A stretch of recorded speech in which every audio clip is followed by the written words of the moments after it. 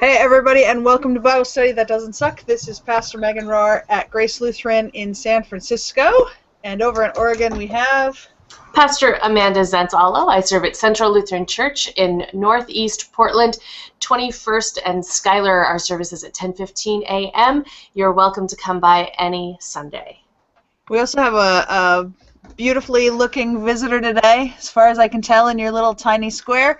We have Carlton, who is a listener and watcher and participator from Tennessee, and you are welcome to join us and be a little square in our little Bible study anytime you'd like.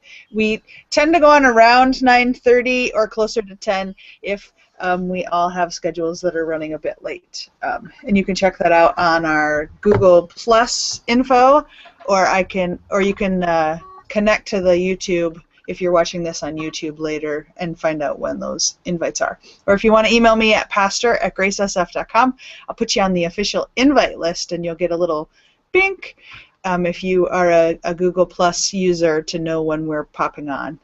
And as you might have noticed from the different ways that different pastors pop on different weeks, it's free-flowing around here. We don't have an attendance list, or no one gets in trouble if they don't show up one week or another. Thank you, Pastor Amanda, for taking it on last week while I was in an airplane.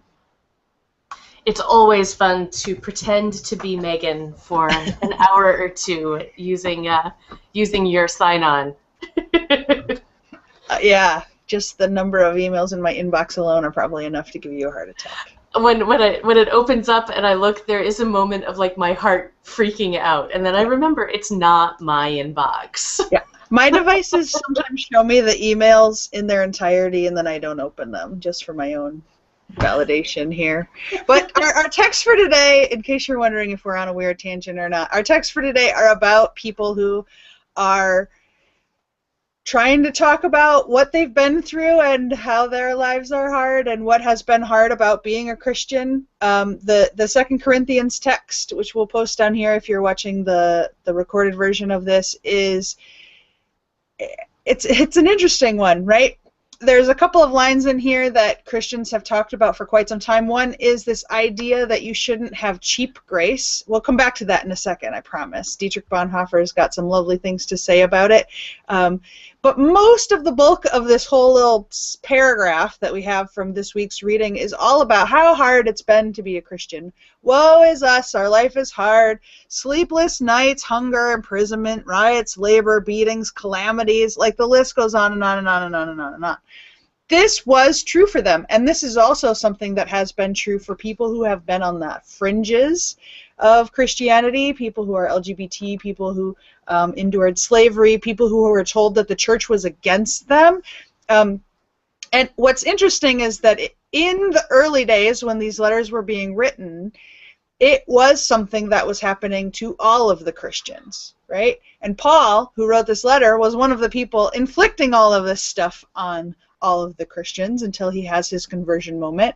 In about the 300s, Christianity becomes the religion of the people who have the power and are the ones who are able to do the bullying because they have the privilege. And so things turn a little bit. Not always at every point in history, but things turn. And so all of the things in this list that say the things that Christians had to endure in early Christianity became the list of things that Christians inflicted upon other people, right? Imprisonments, beatings, calamities, hardships, riots, labor, sleepless nights, hunger, and you might have your own list of ways that people of faith have injured you. And there was an interesting article that I read today about the subject is something like the church is not dying, it is failing. And the premise of the article, which I'll post a link to below the video when we post it, was this idea that the world needs different kinds of storytelling. The church of the 1950s served the 1950s, and when we continue to try to hold on to that church, it's been very disruptive, it's been very difficult, and we've inflicted some of these things on new generations. As each new generation comes up with their own identities and labels for themselves, we kind of go through these growing pains of trying to say, you're not a part of our church, and then figuring out, oh wait, Jesus thought they were, so we better figure out how to live together. And it talks about how it's our job as the church to do the tough work, to stretch and to learn to live into that full communion promise and that full baptismal promise. And as the politics of the United States, which is our context, changes, and it becomes less of an assumption that Christianity is correct always because we said so, and we have to prove the worth of our existence in the world, then we have to live up to all of those promises. We have to care for the poor. We have to be just. We have to welcome the stranger. We have to take care of our neighbors. We have to live into the communion in and out loud for a real way, not just gossip when new people come or say, you don't look like our members. If you don't like our hymn, don't sing our hymn. Go to a different church, right? So we have to be the ones who are adjusting. And that's kind of the critique that is happening in that article. I commend it to you. I think it's really interesting. And I also think on another level, we've all had a sleepless night, right? So there's a way that every single person, no matter your power and your privilege, even if you aren't aware of your power and privilege, can relate to this text in some way. So we don't want to say there's a group of people who have never experienced these difficulties, right? But this is some of what I think is really rich and happening in these texts. What do you see in there, Pastor Amanda? Well, I think context of this is also very fascinating because what we have here is Paul writing again to Corinth. And so the city of Corinth is, and the congregation of Corinth is a congregation that's pretty conflicted. It's a city that has competing morals and competing values and lots of things that shift around for it. And so it's competing with this new Christian identity and Christian understanding of how to be part of a church that is about being just and about being fair and equal to people.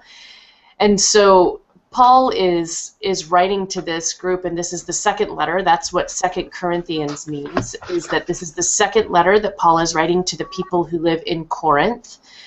And so in this second letter, Paul is really talking to this group again. The first letter, Paul talked, that you may be familiar with the Corinthians passage of love and hope, and the greatest of these is love. Love tests all things and loves all things, endures all things, and that kind of thing. That's in 1 Corinthians 13. When Paul is dealing with a bunch of bummer rules about sex and sexuality, which we may or may not agree with. Some of them, right. Yay! Some of them, there. So Paul is writing to this really conflicted group and the first letter tried to be a little bit nice and tried to have some stuff in there that was going to guide him along and said some harsh things, but was like, whatever.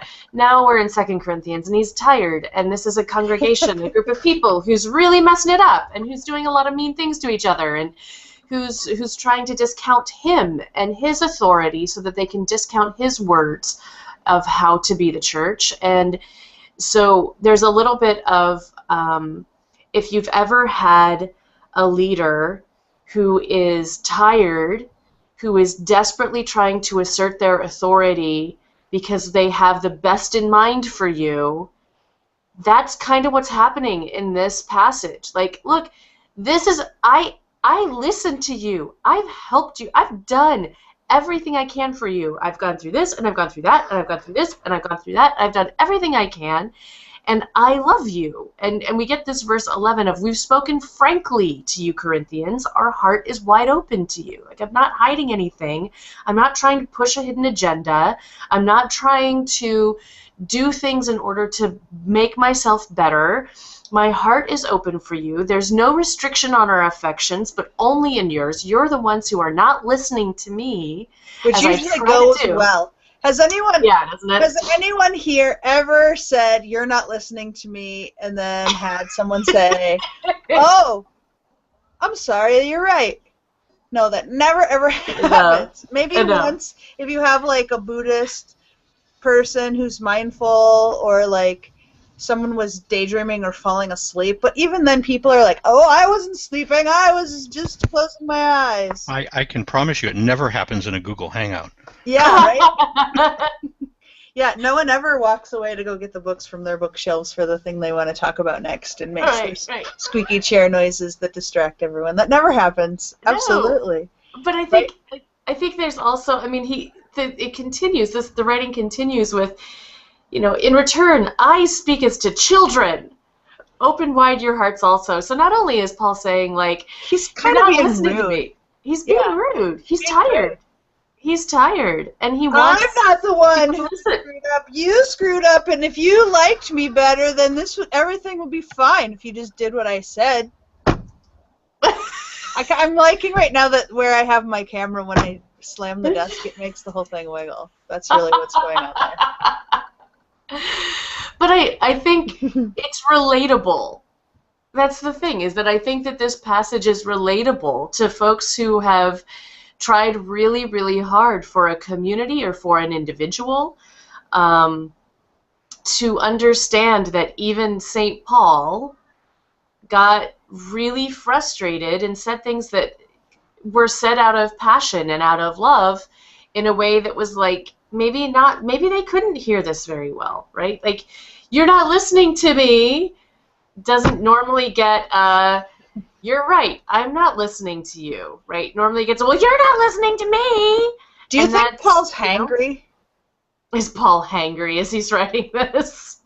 He seems a little hangry, right? Irrationally, like, I'm not making sense anymore. Like, I think he's exhausted. Well, he's also writing a letter, and it's a really long letter. Like, this is chapter 6 of the letter. Anyone who, like, reads this far is not doing what he's saying. Like, if you get to chapter 6 of someone's freakishly long letter to you and you're still reading it to, like, read this little rambly part, you're listening. Yeah. Right? You might not agree, and you might not go out and do all the things he says to, but come on. But there are, I mean, part of 2 Corinthians is this conversation about the false apostles and the false leaders coming in. And so this could also be to the false leaders. Like, here, look, who knows who was reading this original, but the context. If it was written by Paul at all. Dun, dun, dun. Dun, dun, dun. But the context, I think, of being for the city of Corinth and being for a congregation in great conflict, and this leader who has been trying to guide them through this conflict, I think it's fair to say that this is an impassioned, tired, loving individual who may or may not be in their most non-anxious present self an effective leadership role, but there's passion, there's heart there is love there is someone who wants things to be well for the people that they love there. So it seems like something a mom could read. You could just take this text and a mom could read it to their teenager. Or a dad. I mean, a parent. Just anybody. A parent in general who is really frustrated to try to, help their kid make the best choices, I think. You say dumb things to me and still I love you. Ugh. Ugh. Like that. Ugh. Like that. Yeah. Because they're parents and they have to not say mean things to their to their kids. To their congregations? To their whoever they're speaking to.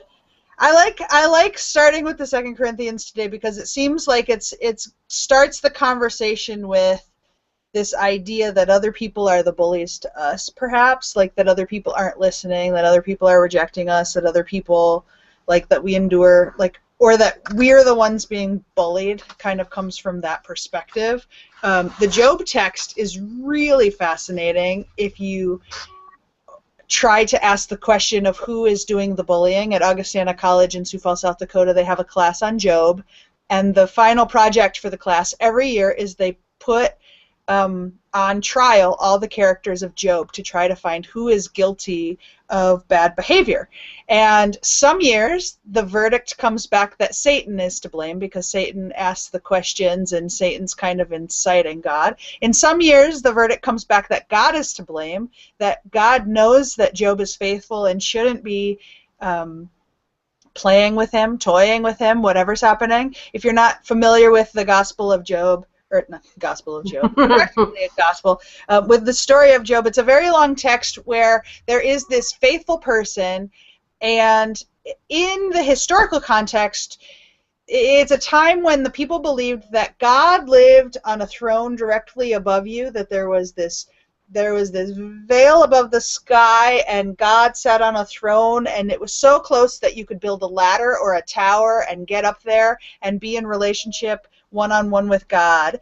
But for the rest of the time, God would send down messengers, like if you imagine Mercury of the Greek myths, but that God would send down this person, and at that time that person's name was Satan, not the one you're thinking of from like horror stories with devil horns, but it was this messenger who would go down to earth and see if people were as faithful behind God's back as they were to God's front. So like when God would have conversations with people, everyone would behave and they would give all the right answers, and then Satan's job was to go down, and when God wasn't looking, or when they thought God wasn't looking, to see if they still were as faithful. And so if you read the story of Adam and Eve this way, it makes a lot of sense, right? That this snake comes down and says, well, did God really mean that? Do you think you really have to listen to God? Right? And this idea that Satan is testing Jesus in the wilderness by asking these questions that might get you into trouble to see if you really are a part of what's going on in God's plan.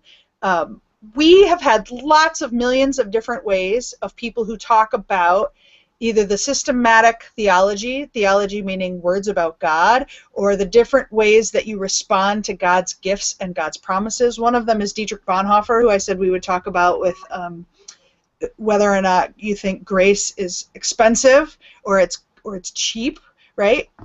And Dietrich Bonhoeffer says that our response is to know the full weight of what we've claimed, and talks about really, in The Cost of Discipleship, talks about really making sure that you like really accept that this life and death on the cross was bloody, bloody, bloody gruesome, right? And you've seen a lot of movies that take that stance, like the Passion narrative, that really you need to know how horrible the thing God did to save you was so that you can truly appreciate it. Sometimes this language goes really far. The people who hold up really offensive signs that tell people that they can't live a certain way because of all of the stuff that God has gone through.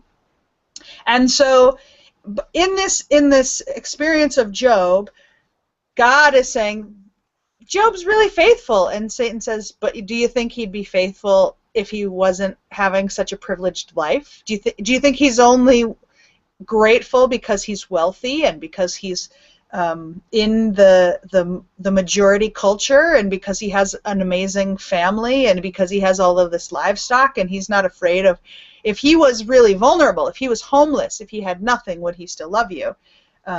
And so God and Satan kind of go, well, let's see, right? And chapter by chapter, they take things away from Job in really horrible ways. His whole family gets slaughtered in really gruesome ways.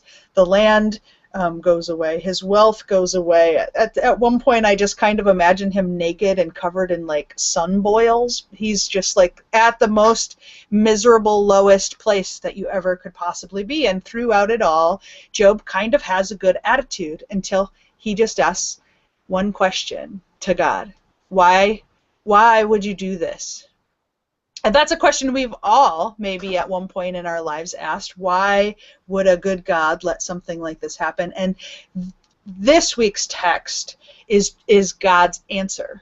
And it's about, were you there when I created the world? Do you understand how the world works? Or do you just understand this tiny piece of the time continuum in which you live? Do you only understand the tribe that you live in? Do you only understand the class and the race that you live in?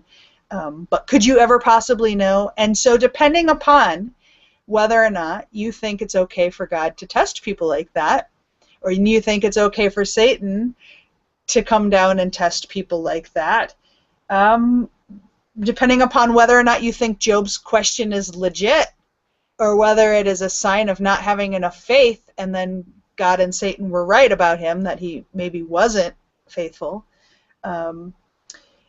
Depends on if you think this answer from God is smart alecky, or if you think it is just like this beautiful wind and a baby blanket, like, I created the world, hooray, it's lovely, oh, the firmament, and I'm in charge, and peace, be still, and trust in that, right? So it all comes up to your interpretation, and it might change based on what circumstances are going on in your life.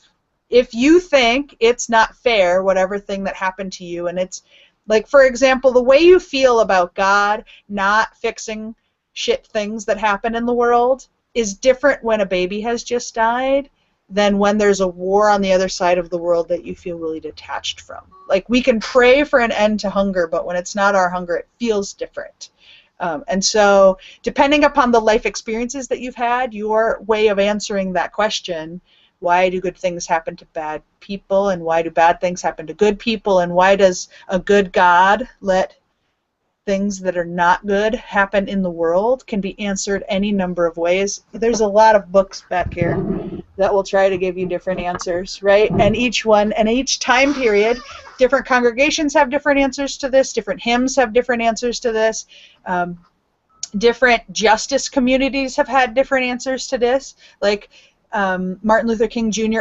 answers this question with a dream that still hasn't been realized, and still hopes for those promises. Other people like Isaiah takes a very different take. Isaiah's really pissed off that God lets good things happen to bad people and bad things happen to good people. And so know that Job comes from a tradition of questioning, where it's not bad to question what God is up to in the world. In fact, that's the way you wrestle with God. Remember, Jacob wrestles with God and then gets blessed because of the wrestling. So this is it's not bad just because of the wrestling, but it's just an interesting thing. It would be fun if we were people who were really good at, like, writing diaries about our faith lives. How fun would it be if every year for your whole lifespan you wrote one sentence or one paragraph about what you think is happening in the book of Job?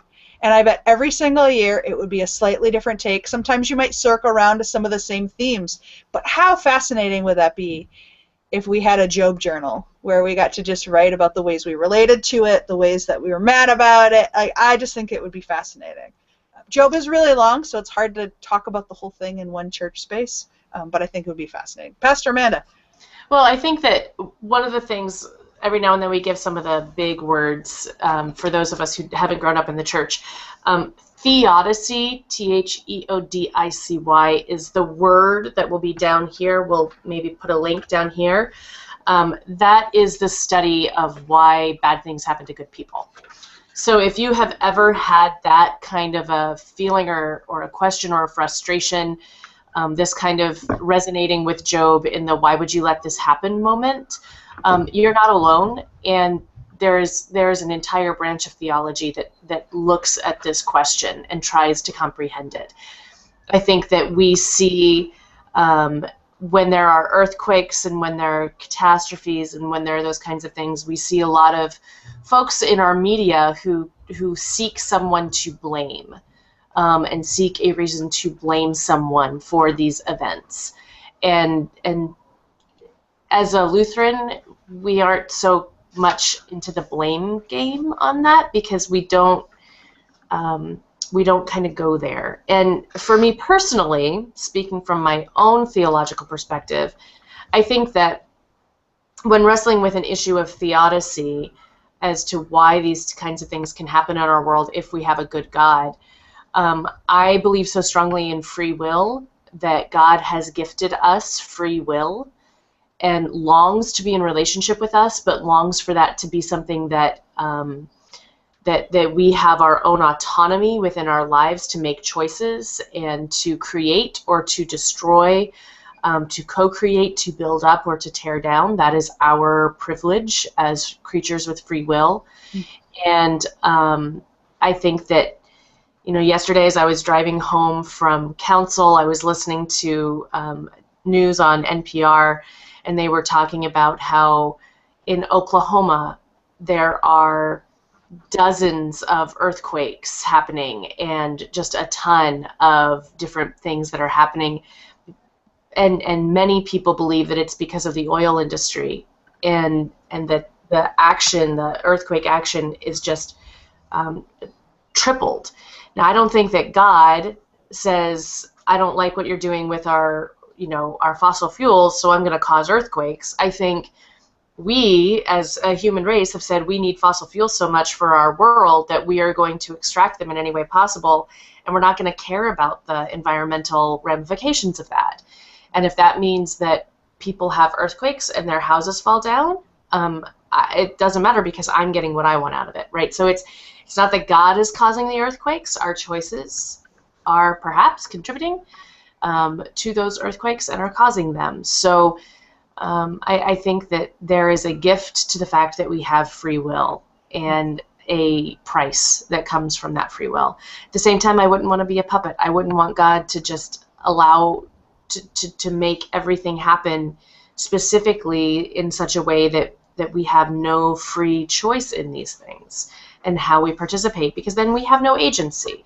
Without free will, there is no agency for change either. And I think that the gospel calls us to claim our own agency for change. So it's tough to be a created creature in community with God with free will to build up or to destroy. And can I say what I think? Mine's a slightly different version. I have been very influenced by Bonhoeffer and read the entire works of Calvin when I was in college because I'm really geeky. And I get, it's because of books like The Cost of Discipleship that try to tell you that, cheap grace is bad, that I can take grace lightly, right? So it's not that I don't care about what Jesus did. It's that, from my perspective, I believe if God gave me a choice about how reconciliation was going to happen in the world, I would not have chosen a cross. I think a cross would be a stupid metaphor. It's very violent, and that getting rid of that violent language would have been a useful thing. I think God, throughout our biblical scriptures, has tried about every metaphor, so you can pick metaphors that you like the best. But God didn't give me a choice. Right? God went about trying to reconcile people long before I was ever even a gleam in the stars. And even if I wouldn't have chosen it, it is the method that led to my own kind of connection with God and my own being knit to God. And so I am grateful for this Easter event and get the gifts of it regardless of whether or not I would have consented or chosen it if I was given a choice. My response then is, because this thing happened 2,000 years ago that I can't screw up, that happened in a much more gruesome fashion that I would have chosen, my response is to not dwell in the little details, not to have to hold on to suffering, not to have to wish that other people have to suffer or take violence as their own road to discover what's going on. Because in my own personal life, I wouldn't have chosen to have had an alcoholic, abusive father, right? I would not have chosen that, but I learned a lot of lessons because of it. I wouldn't have chosen to be born LGBT in all of the sparkle ways that I am in a time when that's not accepted. That would not have been my choice to suffer in those ways. I have learned so many lessons by going through that, and I'm grateful for all of them. It's made me the person that I am, but I would not have chosen that. I understand the cost and the benefits, but again, I would not have chosen that for myself. I also would not choose that for anyone else in the future. So I wouldn't say, oh, suffering makes you better, even though in my own case it's brought wisdom and understanding. My hope is that we will find means of reconciliation that don't involve that kind of violent cost. I don't think you have to live through difficult things in order to come out better on the other side. I want us to all be better and to be becoming better all the time without having to do that. My perspective comes from the gift that I was given right through this Easter moment, the gift that I was given through baptism, the gift that I am given by inheriting the echoes of faith of people who believe all of these systematically developed things.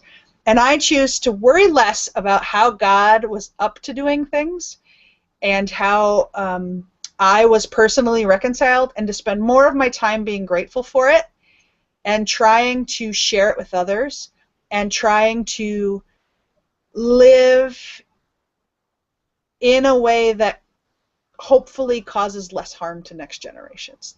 I choose to, it's not that I'm taking it for granted, these gifts, but I want to, if I can, disentangle the need to suffer from the process of being in connection with God. I don't know if we'll ever get there. I know a lot of people have wanted to do that. Part of the reason that I can do this too is because I have been influenced and shaped by a lot of the learnings of Buddhist individuals. I got to take a lovely class in seminary called Lutheran and Buddhism, where we talked about the ways that the Bodhisattva, the Buddha who waits to obtain enlightenment until other people can go into enlightenment with them, is very similar to what Jesus was up to. We've talked about before how the word the and right, a, in the Greek is the same thing. So when Jesus says, I am the truth, the way, and the light, it also means I am a truth, a way, and a light.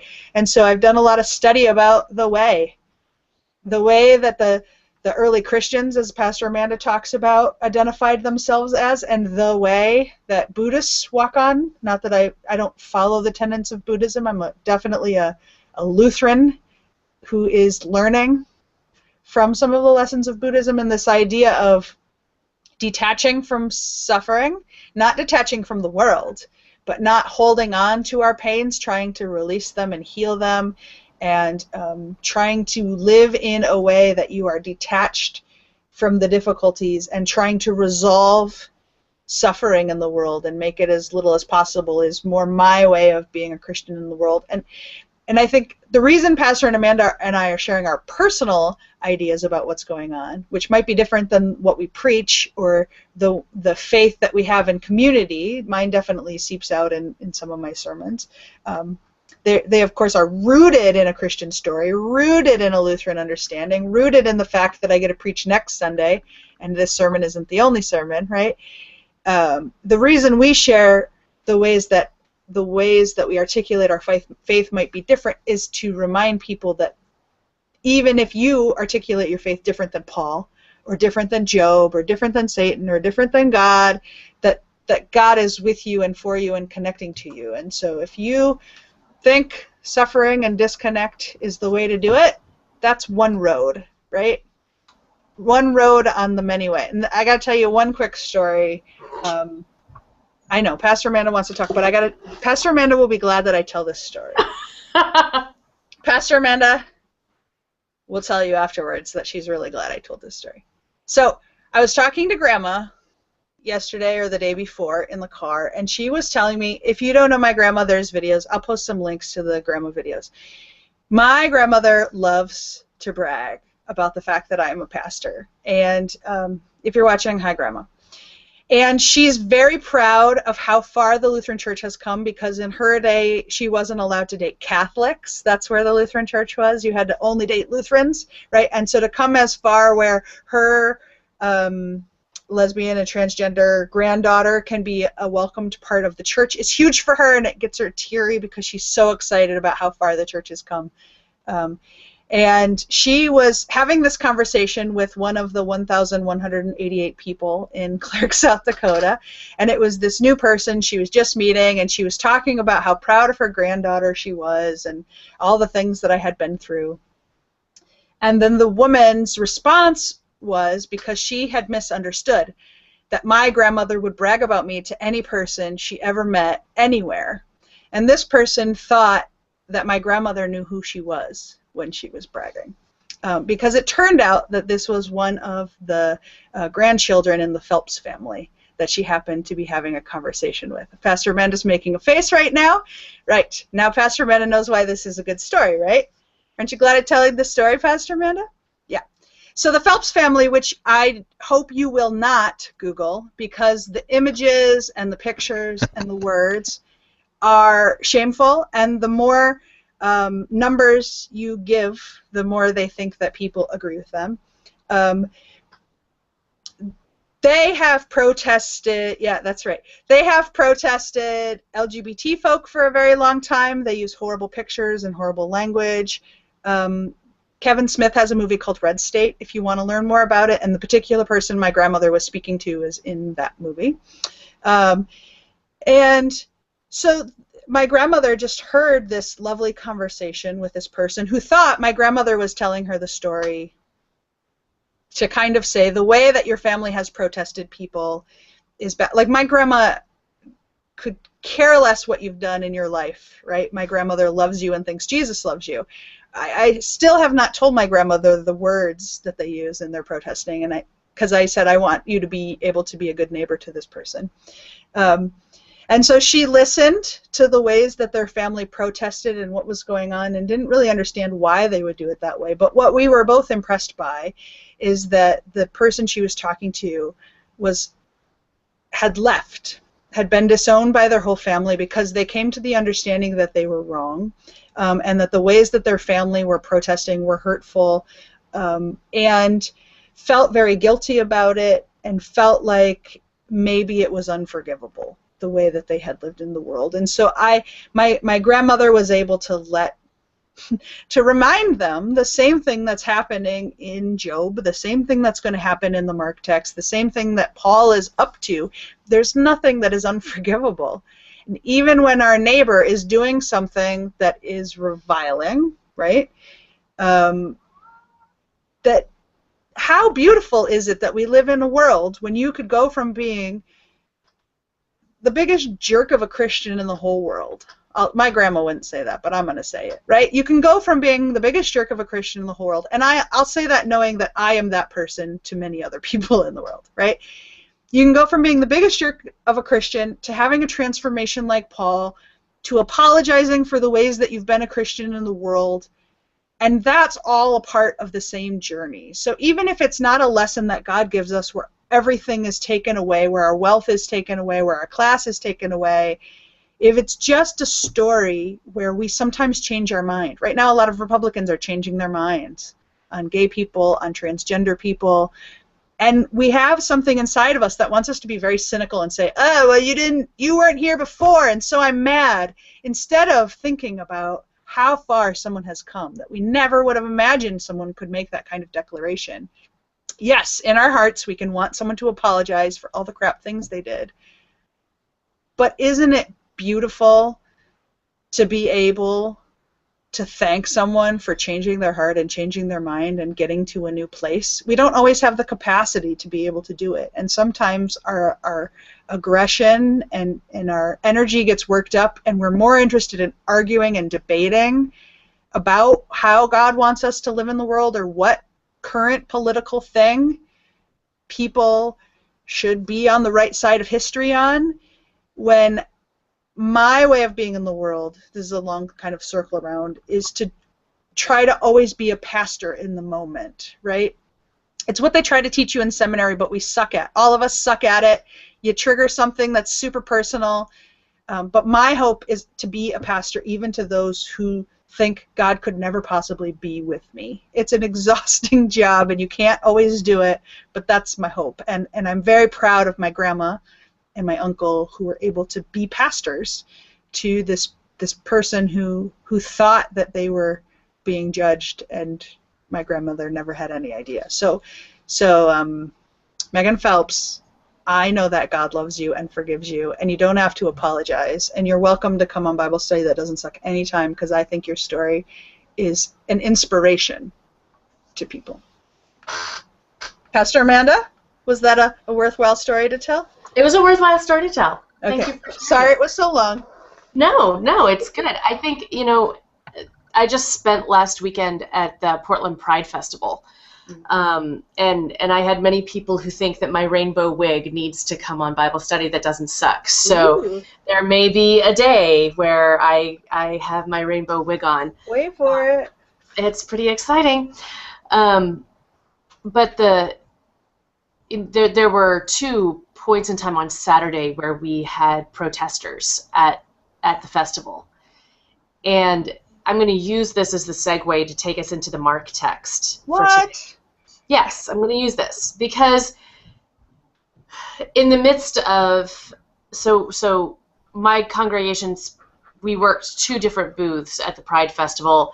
One booth was our church congregational booth where we had information about our church, and the other was called Sacred Space, This is the second year running that we've had the Sacred Space booth, where we simply offer prayer and communion and blessings and a place to sit down out of the heat or the rain, depending upon the weather of the day. And it is a deeply holy place in that I don't know, there are very few times where when I bless someone in my sanctuary that they tear up. There are moments, and it happens occasionally at communion when someone is going through something pretty substantial. But in the Sacred Space booth, 99% of the time, I bless someone and tell them that they are a beloved child of God, made perfect and made beautiful. And that is true today and every day. 99% of the time they weep, they cry. Sure.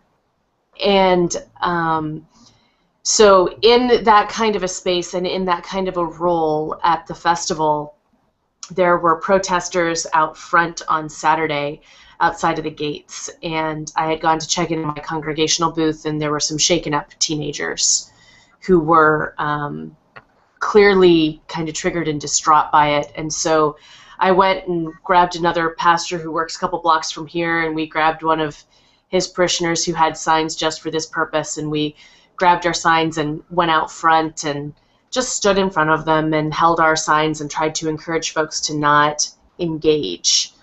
And I think that that's the really hard part, is to not engage in it, because not only does it cause more pain to those folks who are engaging, but it also causes pain to the people who are protesting, in the sense that they are continuing to spout hatred and to grow hatred in their hearts. So, it happens again. Say, it depends how you are debating with the person, because Megan Roper Phelps, the reason she left her family is because of those engagements. She decided the whole world couldn't have a different understanding than her family, and her family was the only ones who knew what was right.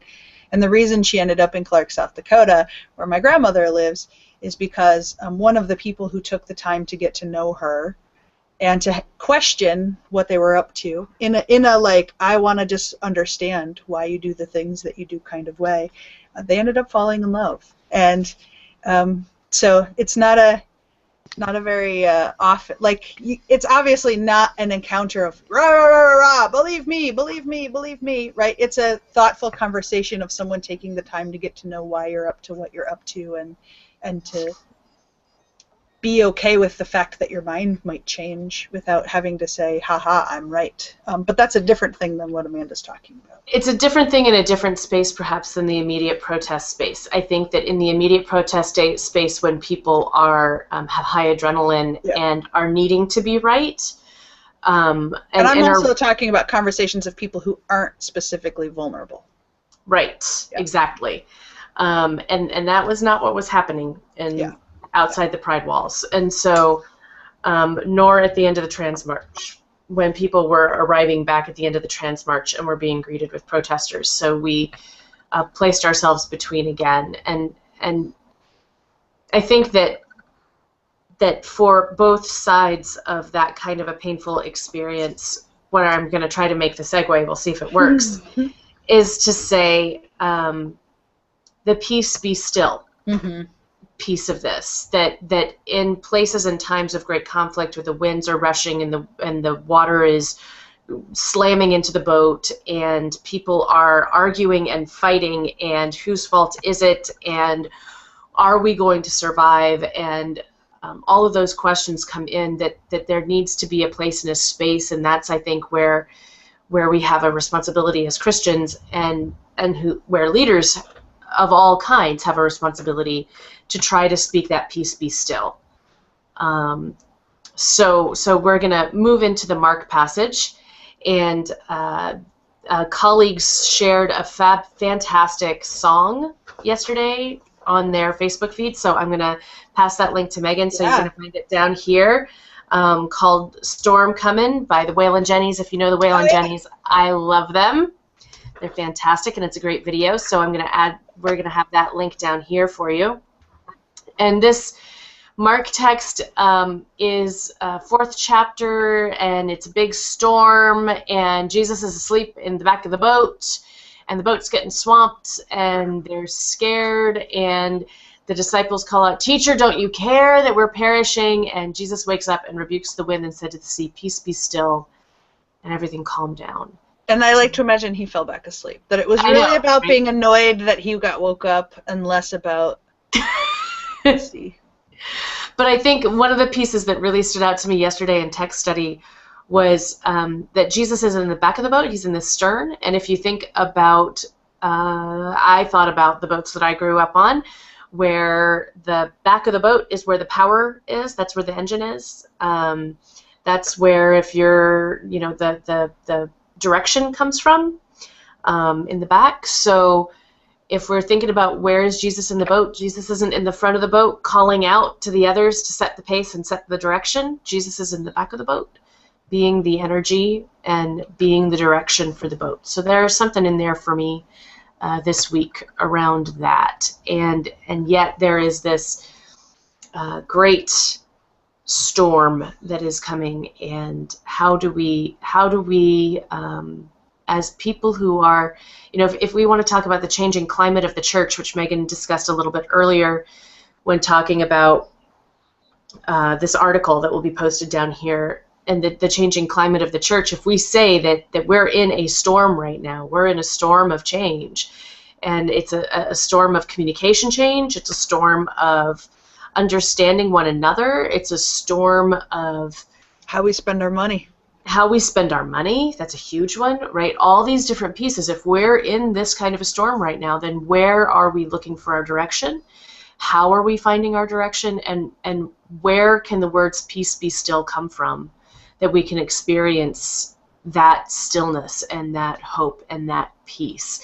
And I think that it's going to be different for every person. For some people, your children might look to you to be that person to say, "Peace, be still." You might look to your pastor. Your pastor might look to, their bishop. The people of a community might look to their mayor, to their governor, or to our president, right? Like who are we looking for, depending upon our context, to be that leader in the storm? And I think that as we head more and more towards election season, and the storm starts raging of all the potential candidates shouting about why they are the best choice and why they are the one who should sit in this powerful position in our country, where do we look to be the leader in the back of the boat? And they might be asleep, and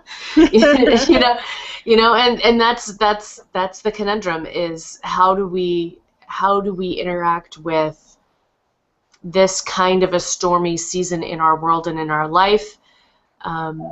Where do we look for our leadership? What do we do if they're asleep? How do we keep ourselves safe in the meantime? So I think it's a pretty powerful gospel this week. And the song is great because the song is saying, don't run. If there's a storm a-coming, don't run from it, because the storm is going to come. So when it's a metaphorical storm, don't sit in the middle of a tornado, Midwesterners, and just look at it out your window. It's a bad idea. I lived there. Tennessee. You probably get tornadoes in Tennessee, too. Yeah, that's right. No, we blame them all on Alabama. They're not ours. Yeah, the thing that I wanted to say is, as a person who's very committed to nonviolence, I like this as a story because it means that even if God chooses a method of violence for God's reconciliation, that it's not encouraged for everyone to follow in that path, that God wants us to be safe. So I like that. I really resonate with that. And the story that I would tell is that even though I am in a very comfortable place in San Francisco, it's much easier for me to be out here. I feel safer here, even though I've endured more physical abuse in San Francisco than in other places. And despite my ability to forgive Phelps's because of the position of not being outside of that vulnerable space, and other people might not be there yet, my own sense of safety when I was back for a wedding was such that I didn't feel like I could dance with my wife at the wedding dance. I probably would have been fine. There were enough people who would have protected me, but the idea of it causing a problem or embarrassing the family who was hosting the place did not feel like a comfortable place with lots of drinking, and everyone knowing. I mean, look at me. Come on, everyone knew. But there's a difference between people knowing and being okay with you in that space, to acting on something physically. So if you've ever lived in a place where it's okay to be you, as long as you don't get too touchy-feely in public, that was my experience in South Dakota. Completely self-imposed and maybe not real. But I say that to just say that we make choices. And so the choice that I make in San Francisco is so different than the choice I made when I was in Saudi Arabia, where it was executable to be gay or trans. And that you can make different choices in different spaces. You can be a different kind of open with your family when you live in their house than when you don't live in their house and are dependent upon their support. You can be a different kind of open at work depending upon the vulnerability level that you might have, that there's no shame in not being out in all aspects of your life if the reason for that is safety. And then on the other side, I think this text also says when I was visiting the Sea of Galilee, they said, well, every night there's a storm. So if you were going to be on the sea at night, there was going to be a storm. So this isn't a text of stay on the shore and don't sail at night. It's a text of know what you're getting into, be safe as you go through it, and know that you can't keep yourself safe 100% of the time, because it's the people you least expect that are going to say the jerky thing. And it's statistically true that the most violence that happens to people who are their friends and family. They are usually more often the afflictors. And so, it's easy to blame police officers or try to blame people who are racist or try to blame people who are whatever political ilk that you think is against you, when most of the violence in our lives comes from those who are the closest to us. And most of the work we need to do to have safe spaces is with the people who are closest to us. And we might, as congregations or as families or in whatever role that we have at work, be very good at taking care of customers or taking care of hungry people in Africa, and have a much more difficult time with what do we do when we have judgments in our head about how someone has spent their money but they're hungry. And what do we do when we have judgments in our head about how people have not kept themselves safe but they need safety, and the ways that some people might err on the other side of not doing anything in order to keep everything safe. And so finding that perfect middle of the road balance where sometimes you're in storms but you know how to manage them, and you have plans for that, I think is a very good thing. And that's what I choose to take out of this Mark text, even though I think Jesus was maybe in the Gospel of Mark a little less likely to listen to the people who were fishermen and know about boats, who probably told him not to go out at that time of the day. But I think Mark is just pushing the edges. There's also the in Mark showing the different forms of authority that Jesus has: authority over demons, authority over health and illness, authority over the elements, authority over death. Really showing that Jesus is of God and from God. And it's possible that in John's text, John tries to make it really clear that Jesus is at the beginning of the world and in creation. And if you've watched any of the new Bible movies that have come out, the Bible series movies, it's interesting because they just put Jesus in the Old Testament and in different stories where Jesus wasn't in the story if you read the Bible. But because John starts with, in the beginning was the Word, and the Word was God, and Jesus was there, right? And so this might be Mark's attempt to have Jesus be doing a thing like the beginning of the creation of the world, right? Because the creation of the world is about calming the wind and the waters, and so it might be showing that God is a part of that strength of what happened at the beginning of creation. But Not in the creepy, look, Jesus is watching Abraham possibly try to kill Isaac and not doing anything way that happens in those shows. Does it really? Yeah. Oh. Wah wah. I mean, maybe it's not creepy. Maybe it's like that's how God knew the exact moment to grab Abraham's hand so he wouldn't sacrifice Isaac. But it's weird. It's weird. Some people might like it. Dr. Gold would not like it. Some people must like it or they wouldn't keep doing it in those videos. Dr. Gold was my Old Testament professor, and he was adamant that you do not read the Bible backwards. Do not put Jesus in the Old Testament, in the Hebrew Except for John. Hmm? Well, John, verse 1. John might put Jesus there, but I don't think that John would read the Hebrew scriptures with Jesus standing next to Abraham. I just don't think so. He was on a different hill watching. I imagine him like he looks a little bit like if you've ever watched what is that called? The one with Neil Patrick Harris and he's Dr. Horrible. But Dr. Horrible's he's not actually horrible. Yeah, Dr. Horrible sing-along. He looks kind of like that, like because, I mean, it's not really happening, but it's in my brain when I think back on it. I imagine Jesus in, like, all white, right, Pantene Pro V flowing beard, and, like, stroking a lamb, like, you're going to kill your child, right? Like, it's creepier.